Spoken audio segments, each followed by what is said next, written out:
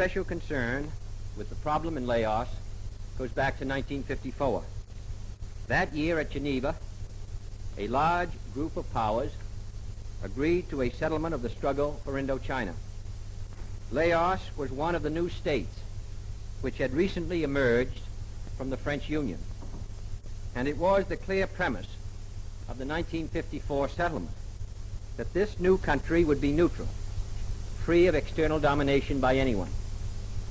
The new country contained contending factions, but in its first years, real progress was made towards a unified and neutral status. But the efforts of a communist-dominated group to destroy this neutrality never ceased.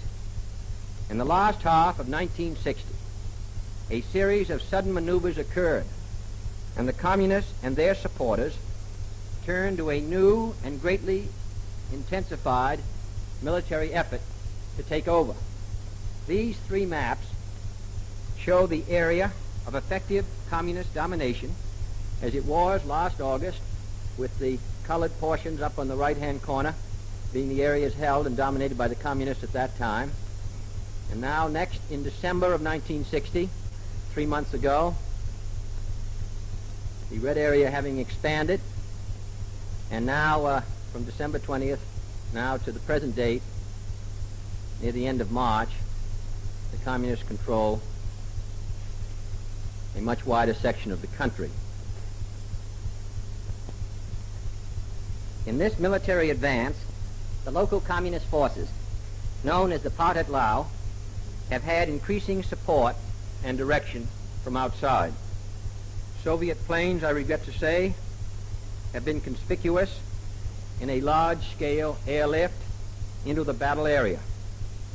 Over 1,000 sorties since last December 13th, plus a whole supporting set of combat specialists, mainly from communist North Vietnam, and heavier weapons have been provided from outside, all with the clear object of destroying by military action the agreed neutrality of Laos. It is this new dimension of externally supported warfare that creates the present grave problem. The position of this administration has been carefully considered, and we have sought to make it just as clear as we know how to the governments concerned. First, we strongly and unreservedly support the goal of a neutral and independent Laos, tied to no outside power or group of powers, threatening no one, and free from any domination. Our support for the present duly constituted government is aimed entirely and exclusively at that result. And if in the past there has been any possible ground for misunderstanding of our desire for a truly neutral Laos, there should be none now.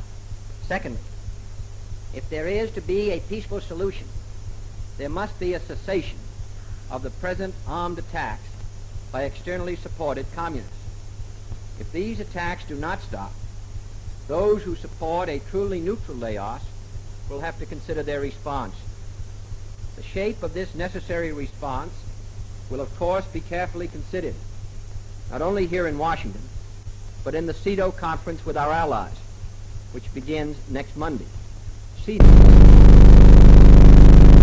Thirdly, we are earnestly in favor of constructive negotiation among the nations concerned and among the leaders of Laos, which can help Laos back to the pathway of independence and genuine neutrality.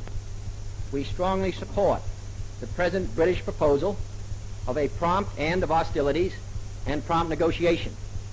We are always conscious of the obligation which rests upon all members of the United Nations to seek peaceful solutions to problems of this sort. We hope that others may be equally aware of this responsibility.